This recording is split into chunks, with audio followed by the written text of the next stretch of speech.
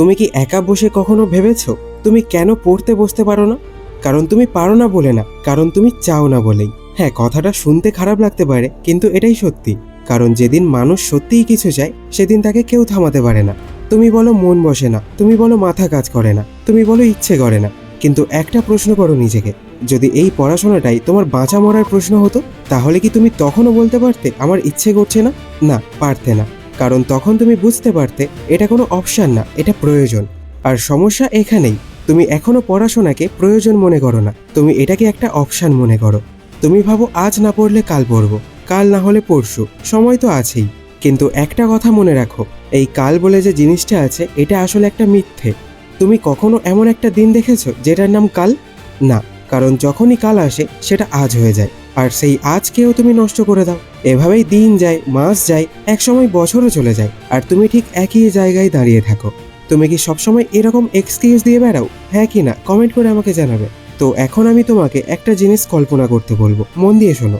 ধরো তুমি একটা অন্ধকার ঘরে বসে আছো, চারপাশে কিছুই দেখা যাচ্ছে না, শুধু তোমার সামনে একটা দরজা আছে। ওই দরজার ওপারেই তোমার ভবিষ্যৎ, ওখানে আছে তোমার স্বপ্ন, তোমার সাফল্য, তোমার বাবা মায়ের হাসি, আর সেই দরজার চাবিটা তোমার হাতেই আছে।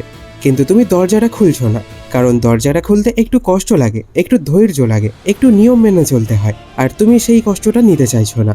তুমি চাবিটা হাতে নিয়েও বসে আছো আর ভাবছো আর একটু পরে খুলবো। কিন্তু জানো সবচেয়ে ভয়ঙ্কর জিনিসটা কি? ওই দরজার সামনে তুমি একা দাঁড়িয়ে নেই, তোমার মতো হাজার হাজার মানুষ ওই দরজার সামনে দাঁড়িয়ে আছে। কিন্তু যারা দরজাটা খুলে ফেলছে তারাই ভিতরে ঢুকছে, আর বাকিরা বাইরেই থেকে যাচ্ছে।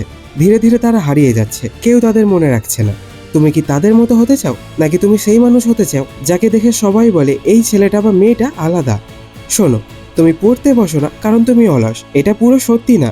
তুমি পড়তে বসো না কারণ তোমার মস্তিষ্ক অন্য কিছুর সাথে অভ্যস্ত হয়ে গেছে।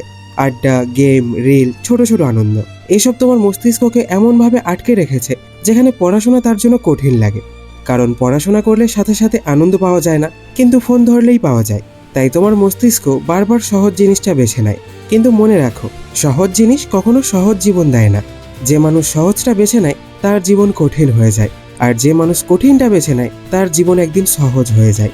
এখন প্রশ্ন হলো, তুমি কোনটা বেছে নেবে? আজকের আরাম না ভবিষ্যতের আরাম? কারণ দুটো একসাথে পাওয়া যায় না। তুমি যদি আজ আরামে থাকতে চাও তাহলে কাল কষ্ট পাবে, আর তুমি যদি আজ কষ্ট নিতে রাজি থাকো তাহলে কাল তুমি আরামে থাকবে। এটা কোনো গল্প না, এটা বাস্তব।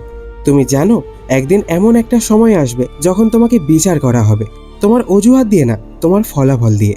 সেদিন কেউ তোমাকে জিজ্ঞেস করবে না তোমার মন ছিল না, তুমি ক্লান্ত ছিলে, তুমি কি একটু বেশি ফোন ব্যবহার করেছিলে।